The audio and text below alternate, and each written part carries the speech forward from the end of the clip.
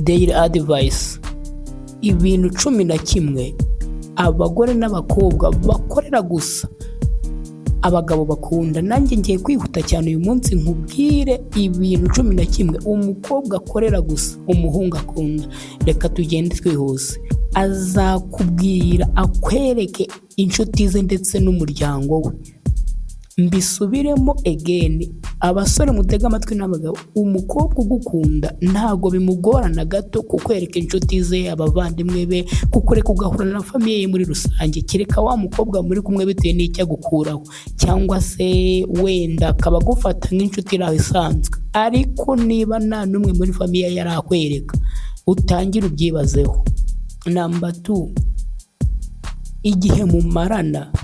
Umukobwa utagukunda nyuma y'amezi 4 gusa uba umaze kubona ko atabirimo, keretse nyine nk'uko nabivuze muri point ya mbere, abaye wa muntu muri kumwe kuko gusa ashaka gukura amafaranga cyangwa se ikindi kintu runaka. Ariko niba mumaranye umwaka umwe, 2, akaba ari wa mukobwa uhora kuri hafi mu byiza no mu bibi, wa mukobwa udashobora kugusaba amafaranga, keretse ko ari muri situation iri serious, ashobora kuba agukunda mu by'ukuri, kuko umukobwa yamaze gukora icyo ashaka ntashobora gukomeza kutigihe ku muntu udakunda. N'abagabo kandi koko niko bimeze ku rundi ruhande, iyo amaze kubona icyo ashaka nawe aragenda. Ese we na girlfriend wawe mumara igihe kingana iki? Number 3, they confide in you. Akubwira byose. Ntabwo mvuga kukubwira uko umunsi we wagenze cyangwa se ko akiri umwana yigeze kugwa akavunika, no, aragenda akakubwira na ryabanga nawe wumva kuko ukumva ari ibanga. Akingura imiryango, agakuraho amarido, akakureka ukinjira wese mu buzima bwe, ku rwego rw'uko ashobora kukubwira n'uwo baryamanye. Akubwira dreams ze, arakwibwira, akubwira what is going on in her life, in her family, uko mu muryango byifashe, relationship ye n'abayigise uko byari bimeze. Indege nyeze zose arazikubwira. Niba atagukunda ntago azigera kugira ikintu akubwira, kubera yuko umukobwa utagukunda uretse amazina ye, akaza akora, nta kindi kintu ashobora kukwerura ngo akubwire. Nawe ubwawe n'abakwizera. Ikindi kandi ababizi neza ko udashobora kuguma mu buzima bw'igihe kirekire, niyo mpamvu nta banga rye ry'imbere ashobora gutuma umenya. Niba umukobwa muri kumwe akwizera, akubitsa amabanga ye yose, she really love you, aragukunda cyane.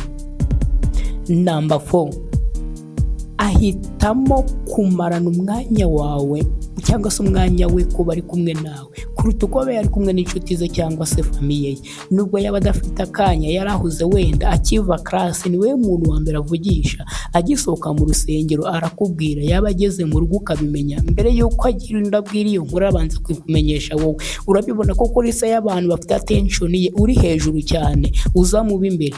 Ibintu byose ibikorwa byacu byayo nibyo bigaragaza ibyo duha agaciro mu buzima buriya. Number 5, she feels comfortable enough to not be perfect. Agerageza kukwiyereka uko ari. Niba ari wa mukobwa mwahuraga yiteye full makeup, azatangira kubigabanya. Atari uko atagishaka gusa neza mu maso yawe, ahubwo no, okay, niba ari we tugomba kubana, nuko ngomba kumwiyereka uko ndi. Ntazatinya kukwereka aho ngo nuko asebeje cyangwa se atari heza cyane. Abashaka kukwiyereka ntacyaguhishe, ngo nawe niba umukunda uko ari. Umva icya 6 rero bigezaho bi serious. Number 6, arekeraho kureba cyangwa se guhura n'abandi basore. Ashobora kuba yadetingaga abasore barenze umwe. Unyumve neza, simbuze kuryamana nabo. Kudetinga na guteretana, kubaha amahirwe bose, akabavugisha, agerageza kureba mu umwe umeze cyangwa se usatira kuba nk'uwashaka. Iyo amaze kubona neza ko wowe nawe biri serious, iyo agukunda by'ukuri, abandi basore bose arekera kubavugisha no kubaha umwanya, ugasigara ari wowe wenyine ari kudetinga.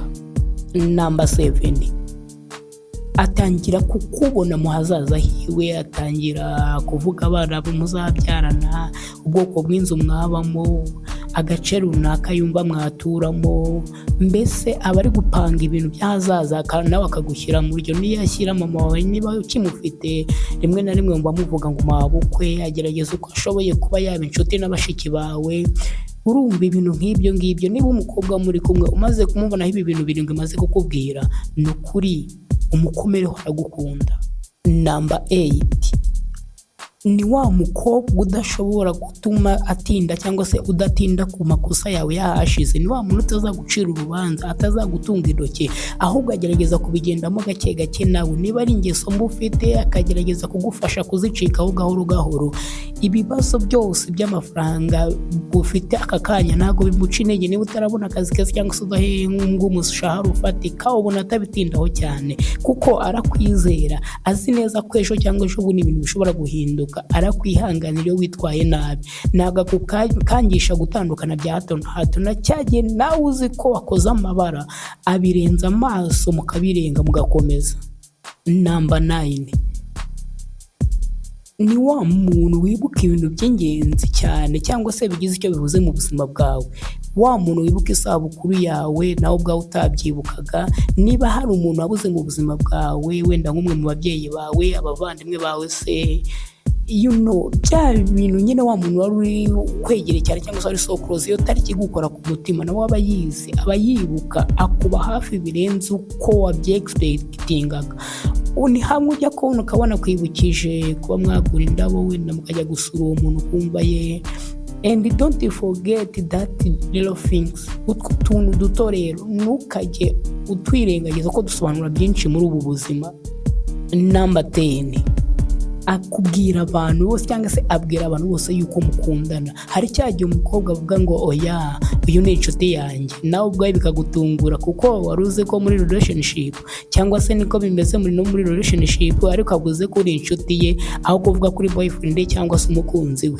Ibyo bintu birababaza, angaha barimo ikibazo. Ariko niba ari wa mukobwa ushobora kuba proud yuko uri umukunzi we, mukundana mu ruhame, umva uwo nguwo aragukunda mbisubiremo, uwo mukobwa aragukunda kandi cyane. The last one but not least, cyanyuma nicyo cya 11, she can compromise. Ashobora kwemera gukora cyangwa se kurekana cya kintu kikugoye cyangwa se kimugoye ku bwawe. Ndavuga wa mukobwa ushobora gutanga ikintu cy'agaciro mu buzima bwe ku bwawe. Ashobora guhinduka akava mu ngeso zimwe na zimwe, kuba yareka imyambarire ye wowe udakunda, kuba wamuha igitekerezo gitandukanye n'icye kandi akacyumva. Umva nshuti yanjye, niba ari uko bimeze uri umunyamahirwe. Ndeka ndebe muri comment section ese umukobwa wawe muri kumwe bimeze gute? Muri 2011 nkubwiye ni ikihe wabonye kuri girlfriend wawe? Reka dure muri comment umbwire n'ibindi bintu nakubwiraho. Murakoze cyane, ciao ciao. This is Daily Advice by Claude TV. Ndabakunda cyane, babwira ngo duhure ubutaha. Icyo ngushakaho ni gukora subscribe kugira ngo inama nk'izi ngizi ntikagucike. Ubutaha nzababwira n'ibindi bintu umusore noneho akorera gusa umukobwa akunda. Bye bye.